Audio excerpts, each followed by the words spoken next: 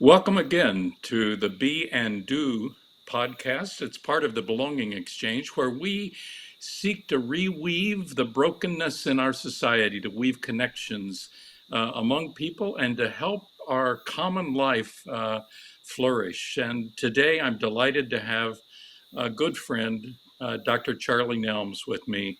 I always want to call him doctor, and he always says it's just Charlie. Charlie. But welcome, Charlie. Thank you. Good to be with you. Great to see you. We're living in interesting times, to say the least. Um, I'm afraid to read the newspaper. Yeah. Well, I tried not to read it too every day for sure, but it's all good. You have to stay informed. Yeah. Yeah, you do. Well, one of the interesting things as we come up to February 2025, and I'm aware that this is Black History Month, and it also is a time when it seems that a lot of what I just assumed was normal about learning about the past and correcting some of the misinformation that's out there Sure. is being challenged. I, I I'm not a real believer in just any language. So DEI, I know, has its problems, but it also represented something pretty significant in our nation. I'm wondering your thoughts about what's happening there. Well, first of all, I want to start on something very positive, and that is Oh, just go. to I'm sorry. no, to encourage people not to be discouraged. There you Okay, are.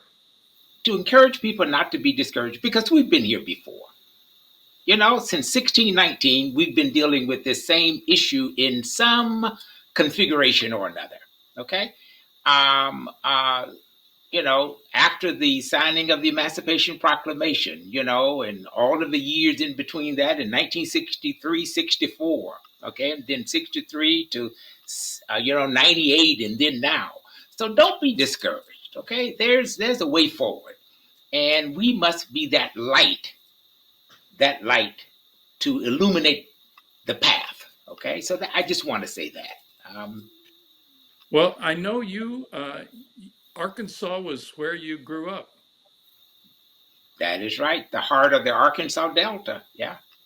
so you've seen a lot of change over the years.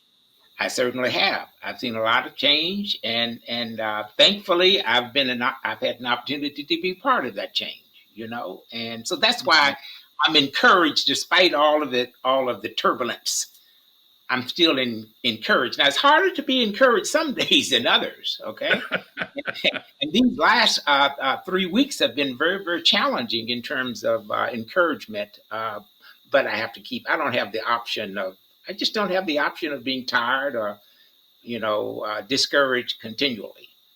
Right. Well, I didn't let the folks listening in who don't already know you, and I'll bet many of them do, know what an accomplished person you are. I'm chancellor at North Carolina Central University. You were chancellor at a couple of regional campuses here in Indiana University, and also a vice president. And I don't know how many vice presidencies you've had, but you are a leader in higher education. Uh, what are your thoughts about the future of education and how we might act in positive ways? Sure. So thank you very much, Phil. First of all, I know firsthand that education is the engine of opportunity, and unless you're born wealthy in this country, okay, uh, you don't get a chance to enjoy the quality of life to which uh, many Americans aspire. And that's true for whether you come from a rural community, an urban community, whether you're black, white, gay, straight, whatever. Okay. I mean, education is that engine of opportunity.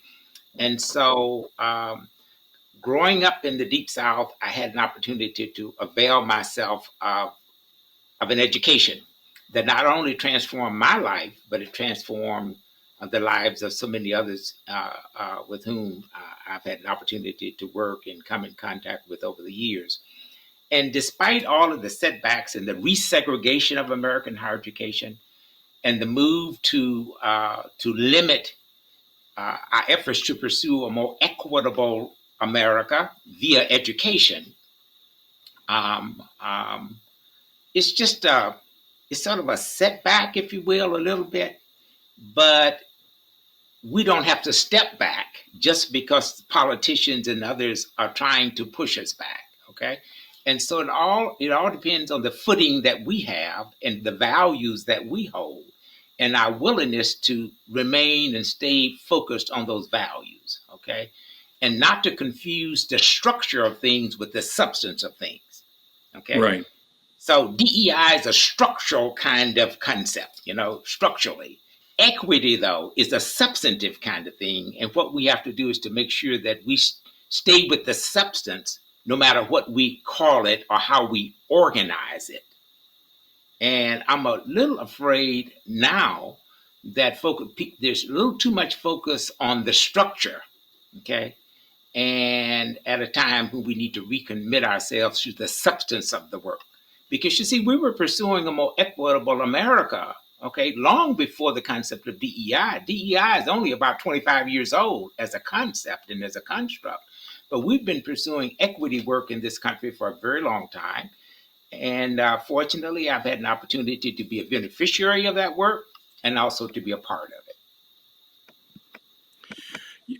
Your comments remind me of an article I read recently by Professor Shepley at Princeton, who has talked about the threat to democracy that she sees underway right now. But she says that's precisely the reason we should, one, stay engaged, Mhm. and number two, where we can, offer a little friction, a little different point of view from Yes, the predominant one. Does that make sure. sense to you? It makes perfect sense to me. Okay. I mean, I think this is the worst time to disengage. Okay. And I think part of our engagement has to be rooted in the history. Okay. That's why I feel so strongly about history. And just yesterday, I posted something saying that we don't need permission from white partisan politicians to celebrate Black history. We don't need permission to learn our history. Okay. Because we know before the advent of a public education for Black people in this country, there were these little rural schools that were affiliated with churches throughout the South. Julius Rosenwald, for example, the president and CEO of Sears Roebuck and Company, started over 5,300 small rural schools throughout the southern states. And I Wow. attended one of those Rosenwald schools. Okay. Wow. Yeah. But again, so what we need to do is to embed a knowledge has to be rooted in a historical understanding, not just in a contemporary celebration of contributions. Right. And you and I happen to both be United Methodists, but we have other backgrounds. But I Sure. was thinking as you were speaking, the United Methodist Church has just in the United States 120 institutions of higher education. I think there are nine HBCUs that are United, eight or nine that are United Methodist related. So this may be a time to be stepping up and supporting that work in new ways. Absolutely. In fact, there are 11 schools that are part of the Black College Fund, which is affiliated, of course, with United Methodist Church. And I've had the good fortune of working with many of those institutions via the United Negro College Fund and the Black College Fund. And so now's the time, I think, for us to invest much more in education, period. Okay. I mean, P16 education, not just higher education because that's going to be our pathway forward. Okay. And that is, I believe, that education. And I think there's an opportunity for HBCUs to play an even a more central role in terms of social mobility, economic opportunity, and the strengthening of democracy in this country. Wow. Okay. And I'm Wow. looking forward to continuing to be a part of that. Yeah. That's great. You're the one that just used the pathway forward.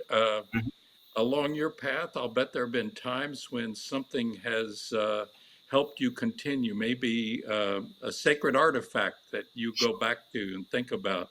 Do you have something like that that you would share with us? Oh, absolutely. I have lots and lots of artifacts. But one thing that I did, my mother lived to be 90 years old, and she lived independently on our family farm until she was 85 and had her first stroke. And she had a major stroke, and they said she'd never be able to walk or talk again. And she proved them wrong. She made a comeback, and when she made that comeback and learned to talk all over again at Wow. 86, I did a recording of my mama. I did a recording, and I asked her about what life had been like for her and what advice she had for her grandchildren and her great grandchildren. And I made a tape of that, and I have kept that. Oh, Okay. And when I would have these moments of temporary discouragement at Indiana University and other places, I would take that tape and I would walk around and I would listen to my mother's interview. oh, Okay. oh, And people would see me smiling and they wouldn't know what I was smiling about. But that just has given me so much strength and comfort over the years to keep on keeping on. Okay.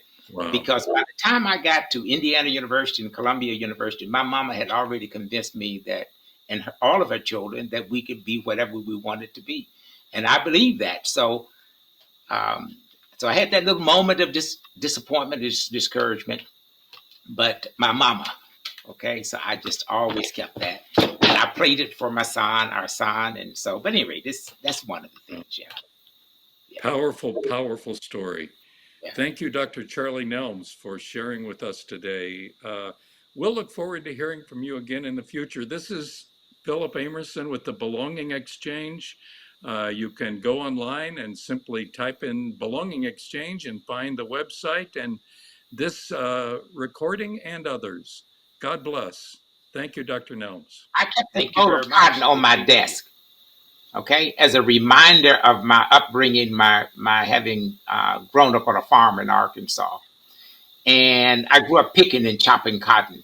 Okay, at a time when uh, we only went to school when the cotton chopping and harvesting season was over. So I never attended public school more than 5 months in any year.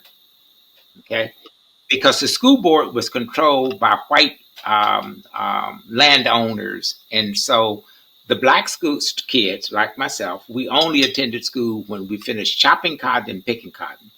So my school never had a football team because we were never in school during the football season because we were harvesting the cotton crop.